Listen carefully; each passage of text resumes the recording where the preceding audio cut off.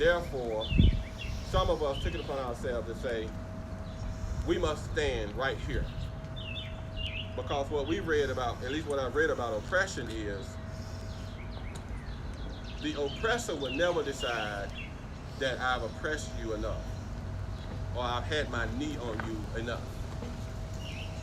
It will always take resistance from those who are being oppressed. So therefore, when we were informed that we had to be off the streets by 8 o'clock, in spite of the fact that the protest had been peaceful, then we knew it was time to take a stand. That is why I sat down on the streets at around 8:30 p.m. and decided I'm not going to go off the streets because what is being requested is an unjust law. Reverend Dr. Martin Luther King Jr. in fact said it best. He said we have an obligation to abide by a just law. And at the same time, we have a moral obligation to resist an unjust law. And therefore, that is what we had on Tuesday. And from what I understand, the decision has been reversed. And so it was the right decision to extend it at least to 12. Actually, we did not need a curfew. But if you're going to take it all the way back to 12 o'clock, I'm not sure if that's something that we need to argue about right now, because most people I know are probably in the bed by 12. Another thing we want to do is we want to emphasize how those arrested were not, and I repeat, were not the violators. The people who were arrested were not the violators, but were in fact the advocates for justice. They also, again, were defending the constitutional rights that have been provided that will protect our rights if the Constitution is followed. We're here to say, regarding the officers, the deputies, we're seeing a pattern of things that are coming from the authorities here that seem to be instigating the citizens, escalating the tension, rather than de-escalating and making sure that we can remain peaceful. It takes a lot of restraint when you go to such an extent, as we saw with our dear brother Andrew Brown Jr., the way in which he was murdered by people who profess to be law enforcement. The act was unlawful and only enforced racism. It enforced a double standard that we are not seeing when we compare what is going on when white males are arrested versus what happens when black people are arrested. Therefore, that creates a problem for us. The way we measure discrimination in the civil rights community is we compare the treatment of a similar situation to our white counterparts. And if there is a double standard, then it's time for us to stand up and say so. Around this country, there is a double standard in how black people are being treated by law enforcement versus how whites are treated, especially white males. For example, you know about Boulder, Colorado, where a white man went into the building and shot as many people as he could, had every kind of high-powered weapon, even killed a police officer, and he was arrested alive. He was taken in alive. We know of the instance in Charleston, South Carolina, where Dalen Root came into the church, and he actually murdered people who were only interested in having Bible study, and they showed him hospitality. Yet he took a weapon, high-powered weaponry, into the church, and he murdered the people right there in cold blood, and he received a ride to Burger King. He went in alive. So we're seeing a pattern that is very disturbing as it pertains to white versus black regarding law enforcement.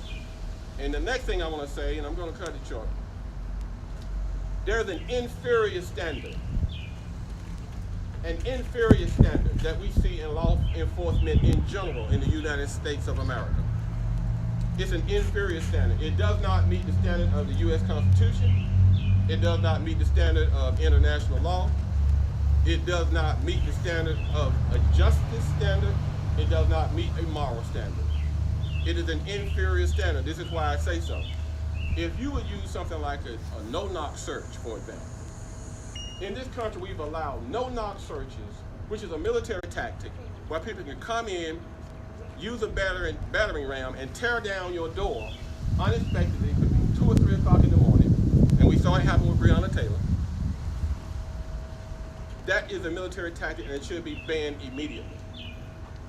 What we're also calling for is, when we're hiring police officers, again, it's an inferior standard if you're talking about law enforcement. You can look throughout the nation. Most of the time when you see excessive force being used, it has been used by an officer who already had used excessive force before. And so what is happening is similar to what we have going on in Graham, North Carolina right now, where you have a police officer like Doug Strader, who was terminated in Greensboro for using 2 counts of excessive force. One of his counts of excessive force killed a black man by the name of Marcus Smith. And then another count of excessive force a year later, he's shooting inside an occupied vehicle. That got him fired, only to get him hired on March 1st in Graham, North Carolina. So what we're here to say is, we can stop this. We can't keep telling people be peaceful, but we're going to keep killing you. We're here to say stop killing us, and enough is enough. And so that is why when these situations occur, we're not doing enough to prevent it on the front end as a nation, because we're operating on an inferior standard, a double standard that must become lifted up to a standard that is humanely acceptable. That's acceptable by a civil society. That's not what we have now. And so there's going to be protests. But I'm not here to tell everyone I'm not here to tap dance and dance where there's no music and tell everybody, hush your mouth, be quiet. I'm not here to do that. It's time for America to make sure we have a sound system that is as superior or as super powerfully as we claim to be. Talk about law and order. We need a system and a law and order that is lawful and not disorderly.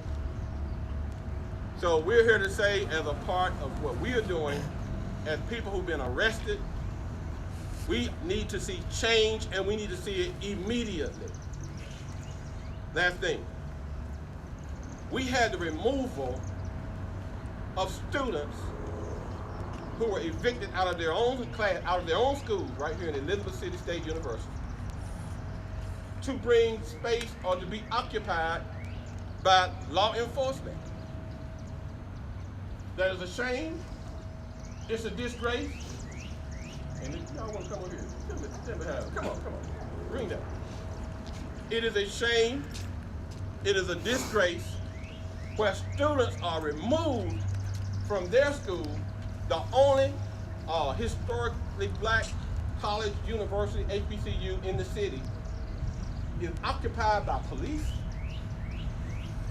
These are the types of decisions that we are saying there seems to be an attempt to escalate, not de-escalate. So don't keep doing what you're doing and call on the pastors to come out and say, hey, we don't want any violence, we don't want no trouble. Stop killing us. Stop being unjust. Stop doing wrong. As Reverend Dr. Martin Luther King Jr. would say, do what you said on paper. The 4th Amendment, the 5th Amendment, the 14th Amendment would have protected Brother Andrew Brown Jr. So if we will follow our own laws and become a civilized society and not hire police officers who we already know are killer cops, and make sure we have a standard that loves life, all life. And guess what? All lives will matter when black lives matter. Let's be straight. Let's not get it twisted. Don't tell us all lives matter while we are dying in the streets. all lives matter when black lives matter. I'm gonna yield for a minute. I have a gentleman here, a young man. While I was sitting on the streets, I did not know who I would end up going to jail with or if I would go to jail. But two people sat beside me, a white lady by the name of Deanna Overton, I think, and then a white gentleman by the name of Dustin Sidebottom. So I'm sitting here beside these two people that I don't know, but it said to me they wanted to take a stand while we were seated. So we didn't do anything wrong. We made sure we were not being violent. We even sat down crisscross applesauce like we do in the nursery schools. So it could not be mistaken that we were there to do violence. Then came this young man. Before I knew it, I was just laying back because actually my back started hurting. So I was lying down on the ground for a while. And then I happened to put my fist up while I'm lying down, and then I see another black fist. I'm like, whoa, all right now. And so I did not know the gentleman, but all I know is it was music to my ears to see a young man decide he's not going to take it anymore. But he did it in a way that's violent. He didn't go out and try to break out a window. He didn't go out and try to blow up a police car. He came right there beside me, sat down, and it made me feel like we were making a difference. I'm going to say this, and then I'm going to turn it over here. There was a young man, I wish he could have come today. And I said, I want to make sure you get this on tape. He said, sir, I was inspired. He said, I've never seen a preacher sit on the street and get arrested in my life. He said, I've heard about it, but I've never seen it here. So I just want to say that, thank God that we made it out alive. We didn't know police all around us in riot gear. And I reminded them there was no riot here, but they were still there. So I'm going to turn it over to him and just let him say what made him do what he did, and then I'll take it back over. Yes, sir. And you can introduce yourself as you come up. There you go. Hello, my name is Adonis Jones. That is A-D-D-O-N-N-I-S. I am from Kinston, North Carolina, but I currently reside in Greensboro. I am not from Elizabeth City, as I just told you. I came out here to go attend Elizabeth City State University. And during my time out here, I ended up moving out here and staying out here and just ended up spending 5 years of my life. In this small city of 18,000 people, I know a good majority of them. I have fed them, worked at some of these restaurants, and they became my friends and family. I did not know Drew personally, but when he died, it came to me and realized I have a daughter. I have a mixed daughter. She's of black and Puerto Rican descent. When I am looked at in this world, I am looked at as a thug, gangbanger, a hoodlum. I own a business. Just started it. I'm a chef, been in the restaurant industry for almost 10 years. ServSafe certified. When I was out there on all this police, all this riot gear, I'm not gonna lie, I thought I was gonna die tonight. I thought I was at least get beat up a little bit. I was expected to get tased, maced, pepper sprayed. They threatened to fire non-lethal tactical ammunition at us. For those that don't know what that means, that is your rubber bullets, your mace pellets, your shotgun beanbags. Those are still deadly if used in the wrong hands. But if you're willing to use those on innocent people, those same procedures could have been used to serve that warrant on Andre Brown. Andrew Brown, I'm part of it. I have a little brother named Andre Brown. So when I think of Drew dying, I think of my brother Dre as well. He looks just like me. You're a black man. They get stereotyped. Those non-lethal ammunitions I was just speaking on, why wouldn't they use to serve that warrant on Drew? He still would be here today. A lot of people would still be here today. Seeing about 40 to 50 cops in front of my face with batons. Some of them look like they didn't want to be here. A few of them looked like they did, and they were ready to hit me. It made me think about why I'm doing this. I'm doing this for all of those children out there that look like me or that will look like me one day. I did that for them because if don't nobody do it, our same kids will keep dying. I cannot bury another brother, another sister, or another cousin. I can't, and I will not let that happen. When you go to the grocery store, and you in the egg section, when you're looking for and shopping for eggs, you don't take the egg out that's bad or might be cracked and you don't put a new egg in. No, look for a new carton of eggs and make sure that a whole dozen of eggs, or 18 count, is not cracked. It's not just about swapping out the few bad eggs and putting a few good ones in. We need to change the whole system. Why isn't every police officer, when they're being enlisted into a police academy, why aren't they going on a full psychological eval? And continuously going under said psychological eval?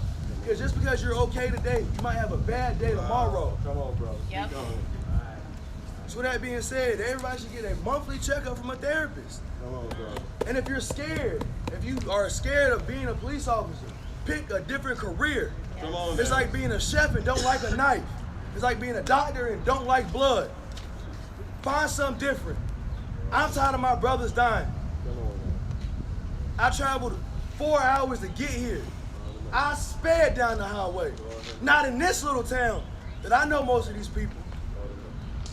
Not in this little place where everybody is family. Where half of the people that stay in this city are black. We can't do this no more. There has to be change. And when we're peacefully protesting, and I'm looking at 30 plus armed police officers in full riot gear with shields, face masks, and all, this is a wrong image to us. And for us to get locked up while peacefully protesting, oh, I don't know, but some of the media, I'm pretty sure that they didn't tell you, but some of the media also was arrested as well, or threatened to be arrested. And that is a violation of the First Amendment right as well. They don't care. These are a bunch of big brother, big boy groups of police officers that don't give a damn. They need to be changed, and they need to be fired. When us as a group of black people, when one of us is locked up for a crime and we're together, all of us are charged with that crime as an accessory to whatever degree it was. 4 of those 7 cops that shot Drew are back on the police force right now working. Who's to say that won't be out there tonight when we're protesting peacefully again tonight for the 11th day in a row?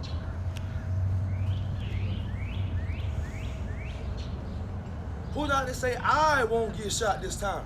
Because I will be out here. I have been out here since Monday. I've been out here since the day I got arrested, and I will keep being out here as long as possible. Even if that means putting my money and my business at halt. Change needs to happen. Change needs to happen fast. Because as much as people are being peaceful, you can't keep smacking and expecting me to turn my cheek. Because I'm going to run out of cheeks. We need those tapes, and the city wants to view those. So we don't care who, we want to see those tapes. I thank y'all for y'all time, and I hope that this message will give a change. I'm going to turn the floor back over to Reverend Gatewood. Thank you. Wow, what a great message. Wow, to God be the glory. And like you said, you never know what God is doing when He's bringing people together. And I would have never known this young man, and many of you. And so the best thing I can say is that we must not let Brother Andrew Brown's death and his brutal treatment and his murder be in vain. We must rise to this occasion. I just want to emphasize and rally up a couple of things that my dear young brother said that is a part of the movement that we have in the grassroots community. One of the things, again, we need a moral. When I say moral, I'm not just talking about for preachers and people to get up and say we talking about necessarily Jesus or Allah. It's fine if we want to talk about those things. When we're talking about a moral law, we're just talking about making sure you treat people right. treat people right. And so the First Amendment is to be protected, number one. Do not tell us to be quiet. Do not keep pushing us.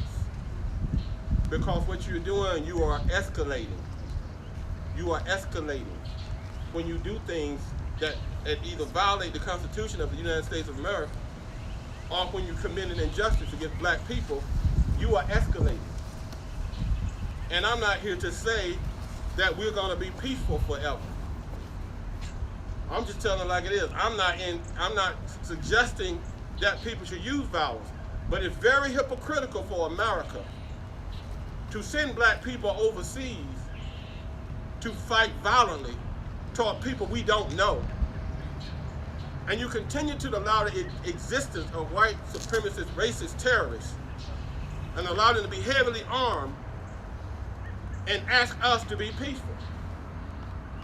If you want us to be peaceful, give justice. And if you want us to be peaceful, stop telling lies and sending us overseas to fight a war that's based on lies. If you want us to be peaceful.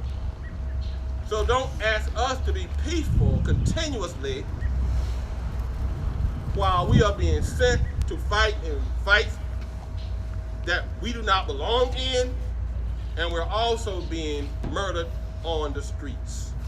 It is a shame, it is a sin, and as a pastor, there's such a thing as the good shepherd versus the hireling.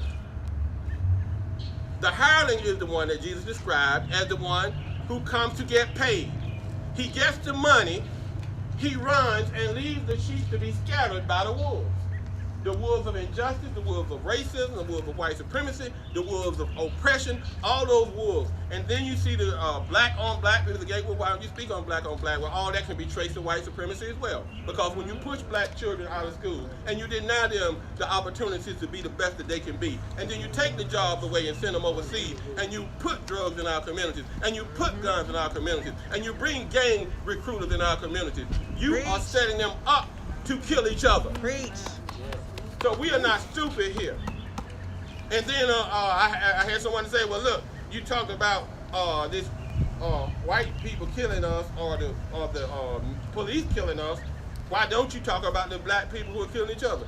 So are you saying that the solution to black people killing each other is to bring police officers that we pay, that we train, that we buy your gun, we buy your badge, we buy your car, buy your clothes and your house, and now you're supposed to kill us when we are paying you through our tax dollars to protect us? You're gonna suggest it's the same thing for someone that you're oppressing, that you're pushing out of school, that you're not allowed to get the training and the opportunities? We're supposed to compare those people to the ones who are being trained, being paid, and supposedly serving and protecting. So we're tired of those things. Yes, we want all guns to stop. We want all dying to stop prematurely in the black community. We can say that. But I'll be damned if we're going to allow people that we are paying with our tax dollars, that we are training, and that you are claiming that you are serving and protecting, you're claiming it is law and order, and you're lawless and disorderly. So I just want to say, I want to reiterate something he said about the 7 officers, and we might be finished, unless there's someone else. This is a big slap in the face. To take officers who were a part of this murder and say to them, since they didn't participate in the shooting, which is still questionable to us, we don't know who participated. You haven't released the tapes.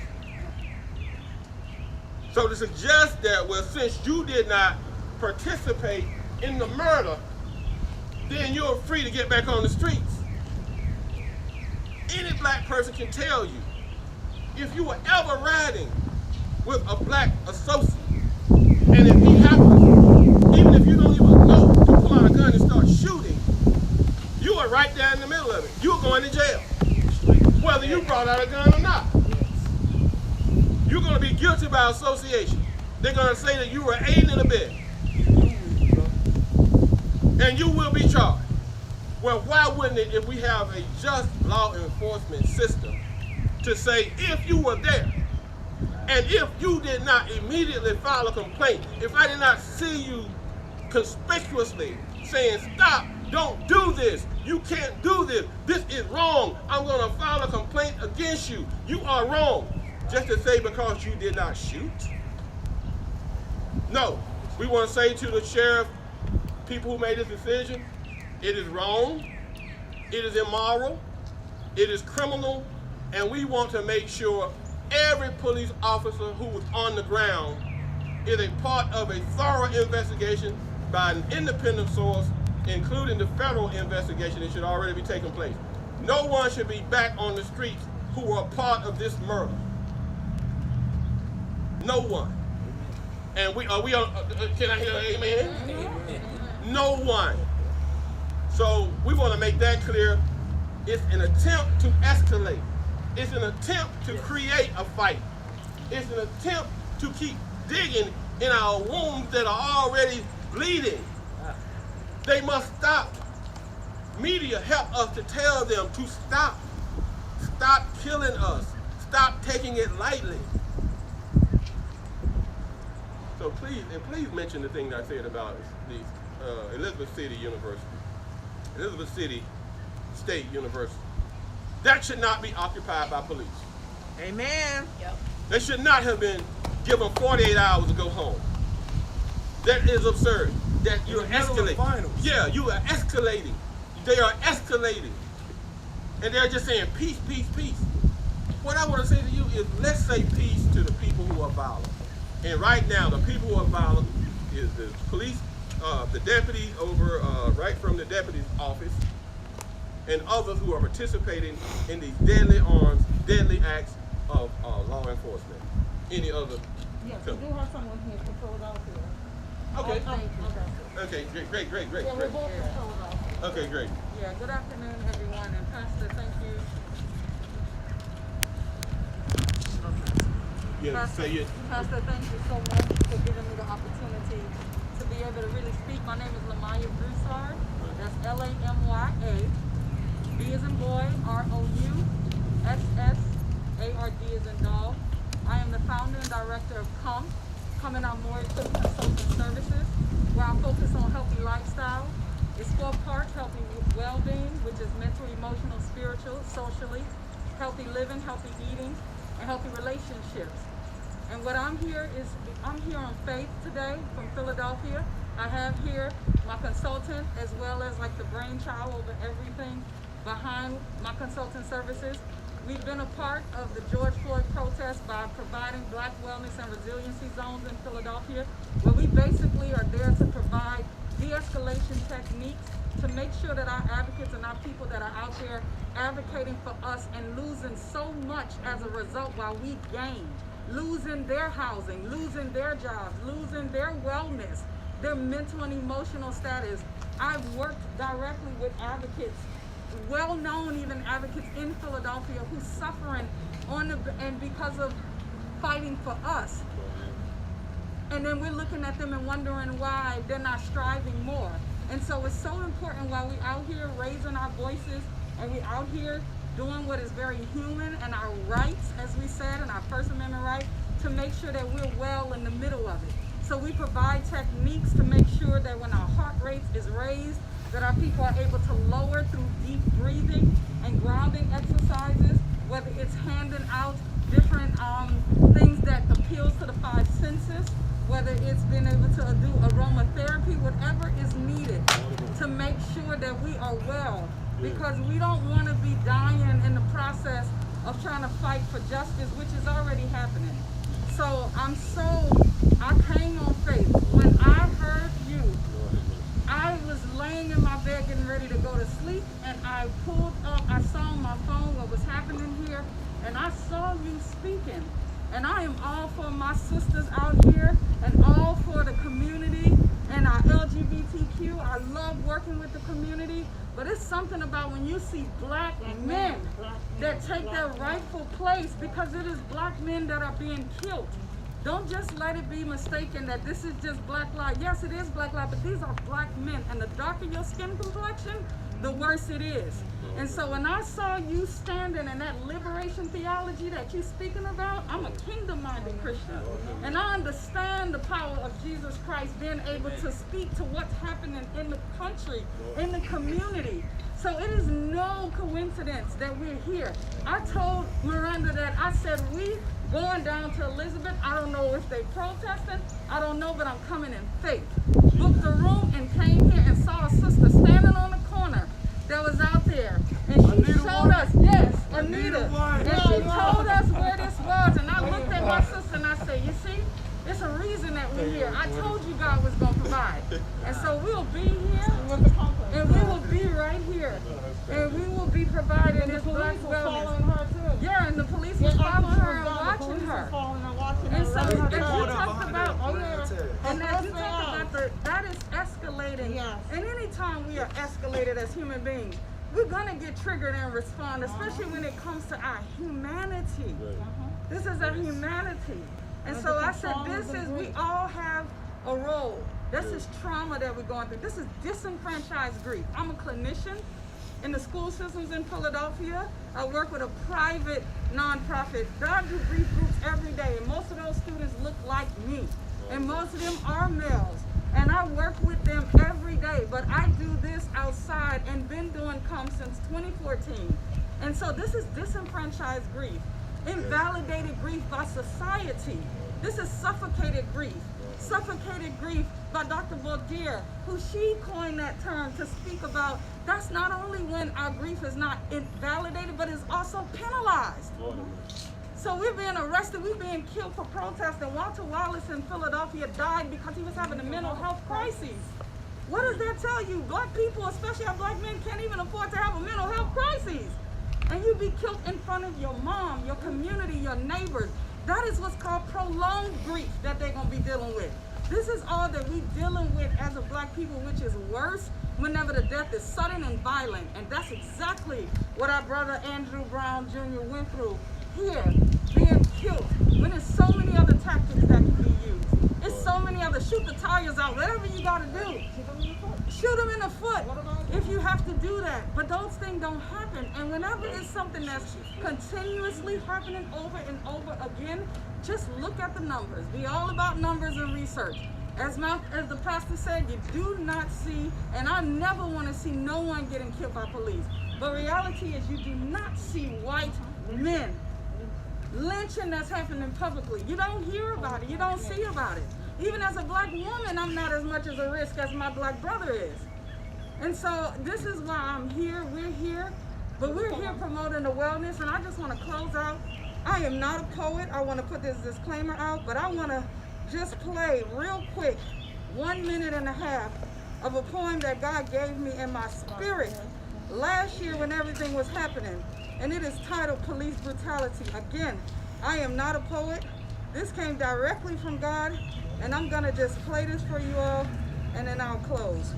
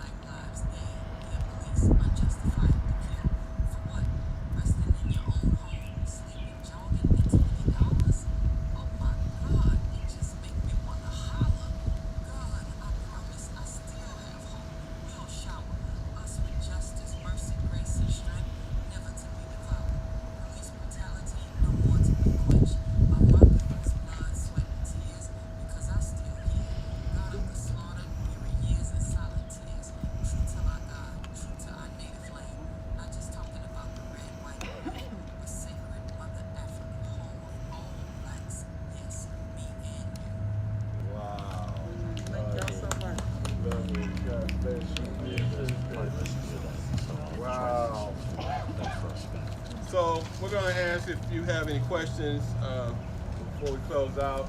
Are there any questions? Reverend Gatewood, Yes. at the time of the 8 p.m. curfew, law enforcement did send out warnings that that the curfew was about to end. How do you think that situation could have been handled better, and what are your thoughts towards the extension of the curfew? The way it could have been handled better is they should have never had a curfew for Elizabeth City. That's the way it could have been handled better. I don't know what more we could have done. We're sitting on the ground with our legs crossed, showing that we are not violent, but we're not going to allow anyone to take our rights away while claiming they are making sure everyone is safe. If you can't make sure everyone is safe by abiding by the Constitution at the same time, then we have a problem here in America. I tend to believe that you can keep me safe while simultaneously treating me fairly.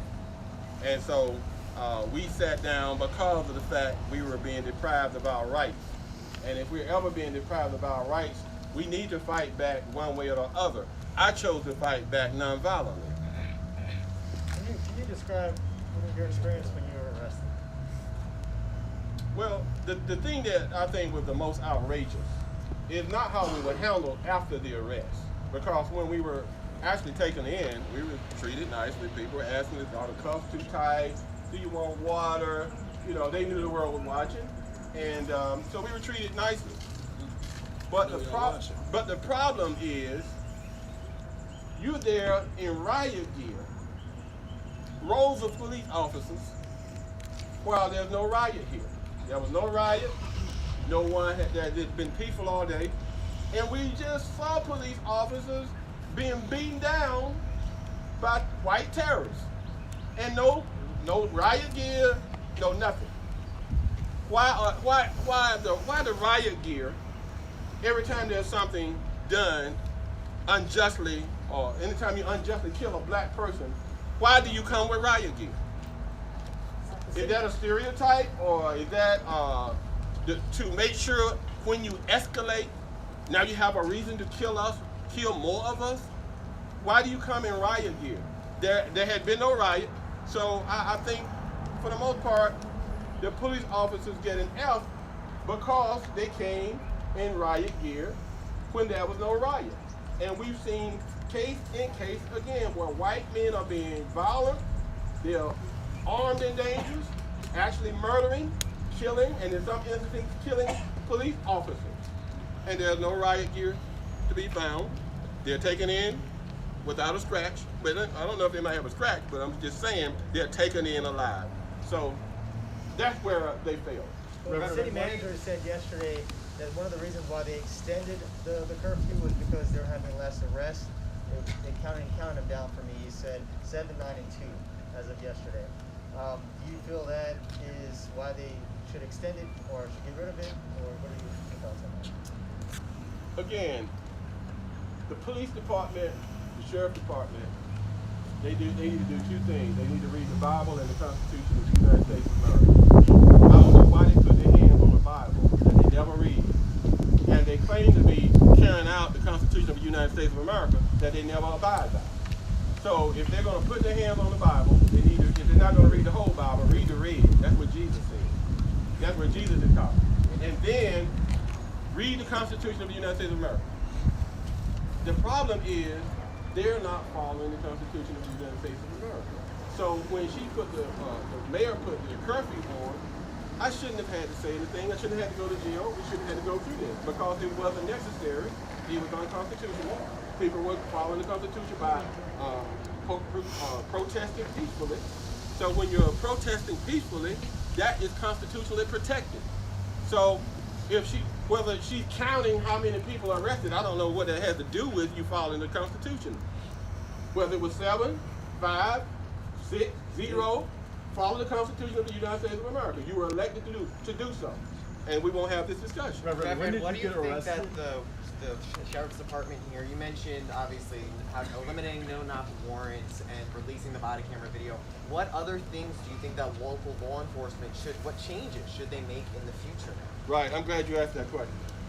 First of all, this young man brought out a good point, and in fact, it's a part of our universal standards for law enforcement. I don't even think he really knew that, but we are part of the same spirit. he mentioned something that, first of all, we need to focus on the police officers that we are hiring. I gave you an example of how police officers who are committing multiple acts of excessive force, deadly force, are either staying on the job or when they're terminated, they go right down the street and get another job. When you do this, you are emboldening the person who committed the murder. You are saying to him, you can do it. You're going to get another job. We're going to look out for you. We have the blue wall of silence. We're not going to tell on you. And when you get to the judicial system, they're going to look out for you too, because you're going to get white privilege when you get there. So they're not given any reason to follow the law right now. So it will take, number one, the changing of the rules and make it comparable to the Constitution that already exists. As Reverend Dr. Martin Luther King Jr. said, do what you say you're going to do on paper. We won't have this problem. Not only did you have the Constitution, but you had it amended for black people. You have amendments, and none of it's being followed. So my thing is, if we would just follow the Constitution, make sure when you hire police officers, make sure not only do you run a background check, because right here again in Graham, North Carolina, the police officer has committed 2 acts of excessive force, one leading to the death of a black man by the name of Marcus Smith. 1 year, and then the next year he fires into a car. That's when he gets fired. They come right down 30 miles down the road, and he's hired. So that's not even hard. If you commit excessive force, this is what we're saying. If you commit excessive force, and there are many ways that we can know when you commit excessive force. Number one, you should have on a body cam, you should have a dash cam. Oftentimes the community will be videoing you, and there will be evidence. Somebody will be dead, beat up, or something like that. So when you commit excessive force, we're gonna know. So anyone who commits excessive force should be terminated immediately. We don't need to go to court if I got you right here killing somebody, committing murder. You are fired, okay? So terminated immediately. Then also, after being terminated, they should be prosecuted to the fullest extent of the law, and then they should be banned from law enforcement within the jurisdiction of the United States of America, period. So that's one gone. We don't have to worry about him feeling empowered so that he can do anything. The next thing, again, we said check the background of white supremacist association. It does not matter how much you train a racist. It does not matter how much you give him diversity training. You can say whatever you want to say to him. We can march day and night. You can do whatever you want to. If you are hiring white supremacists, racists who belong to terrorist groups such as the skinheads, the KKK, bad boys, proud, whatever they call themselves, these boys, when you are hiring someone that you know to be a racist, or you did not do your job to make sure they were not a racist, then that person is waiting on his chance to murder black people. No matter how many times you say don't do it. So, checking background. They can do that right here locally. They can start right now, making sure, not only, don't wait until they're getting hired. Who do you have on your staff now? Let's check every one of them's background. Congress is about to start negotiating and talking about the George Floyd Justice and Policing Act. What do you want to say to Congress and congressional leaders who are about to start flipping through the pages of that bill? Well, it's actually too little too late. But they still need to do something. Don't get me wrong, but I'm not going to be here just jumping for joy because they're doing what they're supposed to do according to the Constitution.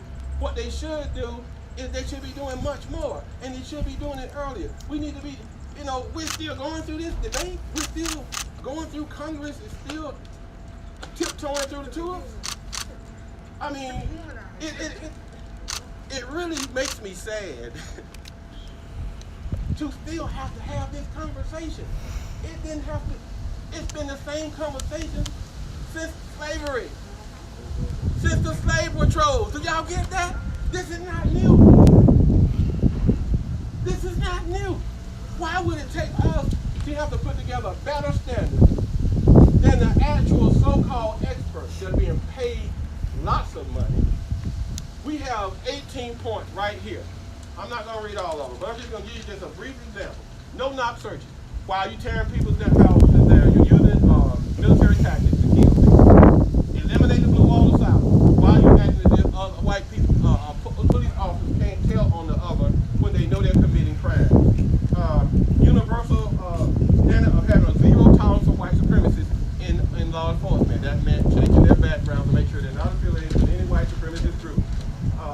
demanding transparency, what we're here arguing about right now, making sure videos, everything that that's supposed to be working to protect the public is in fact available for the public, so it can be reviewed, so that we'll know that the person did not commit wrongful acts. Making sure that you have an establishment of a civil of a community citizen review board that has teeth, not one that's controlled by the police department. Making sure that that all agencies maintain records. We're finding that sometimes people are not keeping records of what they're doing out in the streets. They need to have a record of everything that they're doing, especially if they had any contact with anyone in public. We're demanding that, what the brother said right here, universally demand that all police officers, law enforcement agencies are giving random drug tests, regular mental health tests, psychological fitness testing, while we're assuming that police officers are not on drugs, while we're assuming that they're mentally prepared for this job, while we're assuming that that we can just let these people work without doing anything on a regular basis, as he recommended. It's right here. He didn't even know I had it in here. We universally demand that anytime any law enforcement officer who punishes a person who's in handcuffs be automatically terminated, prosecuted to the full extent of the law, and banned from law enforcement anywhere within the jurisdiction of the United States of America. So in other words, these things would have saved George Floyd. They would have saved Breonna Taylor. Again, right here in number 11, universal demand that law enforcement officials be prohibited from using any method of choking, whether it's on the knee, whether it's on the neck, whatever method you're using, it should be abolished. End of discussion. Shouldn't even be a debate. Once you do it, you should be terminated, prosecuted to the full extent of the law, never working in law enforcement again.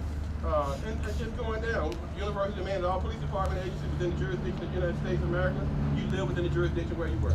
We have a lot of police officers who don't know the people that they're working with, and so they come in shooting little children with guns. You have a child playing with a gun. You don't know the child, you see him, you think he's black and he has a gun, so you kill him. But also, remember that officer too, to prove what we were saying here, the officer that killed Tamir Rice, again, was another officer who had been fired because he was considered to be emotionally unstable. He was given his gun back, hired again in Cleveland, with the Cleveland Police Department, and again, there we go seeing another baby having to die as a result. It's not hard, and I could go on. Reverend, have you had a conversation with the police chief or the sheriff this week? Have I had a conversation? No, I have not. To tell you the truth, this is what I've been doing. I've been meeting people like this young man right here. We have people who claim they're meeting with the sheriff, and I hope to do so at some point. But first things first, our sheep, as the Lord, and I'm referring to the Lord's sheep, I don't have sheep, but God does. His sheep need to be cared for during these times. I've been in the streets. I worry about them. They need to be loved. They need to be given attention. They need to be cared for. And so first thing first, if you're killing my sheep, I'm going to be with the sheep, and if necessary, die with the sheep. So they can tell you, I was out at night, walking around these. We have people like this who meet all the time with the law enforcement. That's not a problem. They're going to meet, and then they're going to go right back and do what they do. We need to organize the streets, because as it's been said, the oppressor will go as far as he can until he gets to the point of resistance. I don't care who meets with him. I don't care who he pays, what hireling he meets with. He is going to do what he does until there's an organizing of the streets. And when the streets rise up and resist that oppressor, that's when he's going to stop. So I'm more interested in organizing the streets right now. Hopefully at some point we can meet. Reverend, can you describe the moments that when you were taken into custody, and also what charges you're facing as a result? Describe the moment when I was arrested? Yeah. I mean, again, it looked like it was an intimidation tactic more than an arrest. Because, first of all, they didn't need all that to arrest me. They didn't need to bring all those people and all those batons and, and they announced it 100 times. Now, I will give them this. We were warned. I can't lie about that. They said it several times. You will be arrested. And like he said, they just started talking about what they were going to use against us, the different methods that we might get if we don't get out of the streets. So they ran it down. So I can't say we were not warned. But what I would say is nothing they did was necessary. I mean, a whole big show of coming up with that baton, and then it was a show.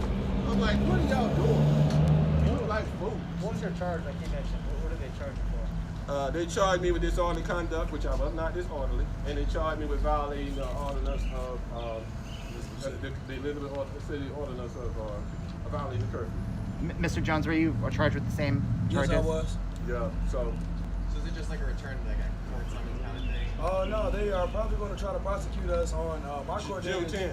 10th. That's what mine is. I don't know when yours is. Mine says July 15th. Okay, so I think So- that's a different court date. I have to go back and check. Yeah, we But I think mine can say get bottom June of that. 10th. Yeah, We need to get but bottom either of that. way, they did not I think they dismissed some cases. Did they dismiss the last two? I think they I think they dismissed the Don Blake Road. They didn't. Okay, but anyway, so my court date is June 10th. Mine's is July 15th. I'll be back here in Pasquotank County. So- serving the same charges he's facing as well. Reverend, when this started, Elizabeth City Police were one of the first to help with escorting from the beginning. So when this has happened, did it change your perspective on the people that are sworn to protect you, especially in this city? When you said the police With- were the first to do what? They were the first to help with escorting when this first began, when the walks first started. They were the ones that were escorting. And then seeing them involved in this with the arrests and the riot gear, did that change your perspective? Well, they never changed my perspective one way or the other. I don't trust the police. And I'm going to say that because, I'm hearing this, that the police are doing a great job, and I'm going to take that with a grain of salt. I'm cautiously optimistic anytime I hear someone say that, because I do know it's a systemic problem, not necessarily a good police chief or a good law enforcement officer here or there. We are fighting a system of white supremacy. Let's not be mistaken. And so when you're dealing with that system, it's just going to be a matter of time unless there is a clear implementation of all the things that we have on this list here. Now, I don't know if the president or some of the other people here, I will admit, I'm not from Elizabeth City. But I also believe Dr. King was right when he said a threat to justice anywhere is a threat to justice everywhere. That's right. So therefore, it's a foolish thing for people to act as if a person from out of town is supposed to be a problem. Unless you think you have the people in town under control, and you haven't had the opportunity to control those who are coming in. And so, but other than that, we are all a family. We're interwoven into the fabric of humanity. And therefore, we are not divided by geographic boundaries. We are human beings. And so, and I feel the same way about my brothers, whether they be in Iraq, whether they be in Somalia, wherever they may be. They are human beings first. But we've allowed people to think, because we have these geographic boundaries or these national boundaries and all these other things, that we're not supposed to look at everyone as a human being. So I came here. I don't know all the politics that's going on here, but I do know one thing. The first thing I do, I don't come looking for the politicians to shake hands. I look for the people who are on the streets. And that's what I've been doing thus far. I will add to your statement about Elizabeth City Police and that they are helping out. They're not. A man actually pulled a gun out on protesters a few days ago, and it took how many phone calls? 5 phone calls to get a police department, a police officer, down to the scene where there's already police officers. They wanted us to walk to the police station. They told the people, the victims of said crime, to walk to the police station and file a complaint. When you're as a police officer standing right there and witness said crime. So no, Elizabeth City Police Department is not helping. They are definitely not helping at all. And I will say that to the ones that are walking around, and I do see y'all back there. I have seen the ones back there that have came and drove past. You are not helping us. You're only making the problem worse. And you, at one point, this riot gear you are wearing, you're going to need, because people are not going to keep taking this. We're not. We'll keep being peaceful as long as possible, but like the Reverend said, at some point, I'm going to get tired of being peaceful, because it's clearly not getting us nowhere. Well, let me say this, and then if you have any other questions, feel free. I also question this notion that the police are really being good when they block off all the streets. swarm us in. See, check this out. I tried to get into Elizabeth City. I came on Saturday. That was one of the most difficult things I've tried to do is coming into a city where I wanted to be with people to let them know I love them. I had the hardest time. I was turned around 3 or 4 different times. So I'm thinking there must be 1 million people out here marching or something. All these roads that were closed off, all the times that I'm told to turn around. And to the point where I did not know which way to go. Had it not been for the fact I did know someone who lived in Elizabeth City that I could call, like the president of the NAACP. Had it not been for that, I probably just turned around and I would have given up. And I'm just wondering how many people did they turn around who may have wanted to be a part of these peaceful protests by acting as if we're helping to make sure you're okay, but we're blocking off all the streets in almost in every turn that would lead into the city. So there are some things that we have to look at that we can be protected without going to such an extreme. And again, another example of the extreme is the curfew. Another example of the extreme is to have Elizabeth City State University students to go home or move right before exams, to bring police officers in and have them to occupy our only HBCU in this city. It's a slap in the face. 42, it's not necessary. 42 straight troopers were sent from Raleigh, North Carolina, down to Elizabeth City. He's from Burlington. I stay in Greensboro. There are Burlington police officers here, Salisbury, Halifax, people in North Carolina. How do you feel about your tax dollars and your taxpayers? They're not even policing your city that they're assigned to police. They're down here messing with peaceful protesters. The money I pay for, the money y'all pay for. How does that make y'all feel? Y'all are probably understaffed right now in y'all cities because they're down here worried about us getting together and standing for a man that died. An unarmed, innocent man. No matter if you were serving a warrant or not, it says we are all innocent until proven guilty by a court of law. So therefore, I don't care what I did or you accuse me of doing until 12 jury of my peers, and not the white peers, not the old white Dick and Tom that I've never seen a day in my life. That's not my peer. Okay. That is a man that is going to automatically put me in jail because all he sees is a nigger. And I hate to say it on national TV, but that's all he sees. Say it. They say it. Say it. An uneducated black man that didn't go to college, but I did. That doesn't own a business, that don't work, but I do. They can't tell a word or speak eloquently with a proper amount of diction. It doesn't make any sense. I'm tired of it. Everybody's tired of it. It needs to change. It needs to change today, not tomorrow, not last year. And if you are not fixing the problem, you're part of the problem. I want to just make sure we clarify something because I know how media works. When it's said that you can't just keep asking us to be nonviolent or some violence could occur, that's not a threat from us. Not at all. I want you to understand that. It's a statement to say to human beings, human beings do not push and continue pushing human beings more and more into the dungeon of oppression. Do not keep pushing and keep saying, well, make sure you're peaceful. You be peaceful. The sheriff needs to be peaceful. The legislators need to be peaceful. Because when you sign bad legislation, you may not be shooting us at gunpoint, but you're killing us at pinpoint when you sign bad legislation to take jobs away, and to take educational opportunities away, and to take wages away, and to charge us more taxes than you're charging the wealthy. So when you're doing these things and you just keep saying to black people, be peaceful. Oh, by the way, we want you to join the army so we can send you to kill somebody that you don't know, but you be peaceful. In other words, and we don't even hear be peaceful when black children are killing each other. Only be peaceful if racists are killing you. Don't do anything back. Don't say anything back. Don't fire back. Keep your mouth shut. If racists But as long as we are killing other folk across the seas, or wherever you send us to kill someone, you don't have to be peaceful.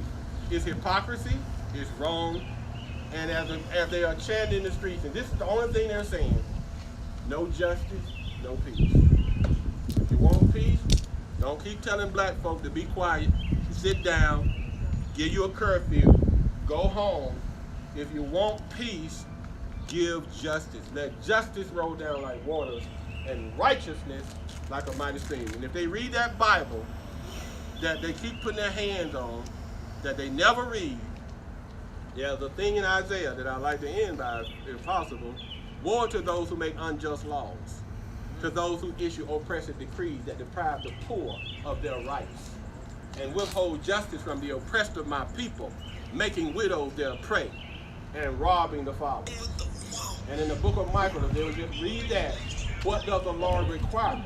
But to do justice, love mercy, and walk humbly with our God. Thank you very much. All right. Thank you. All right. Thank you. Amen.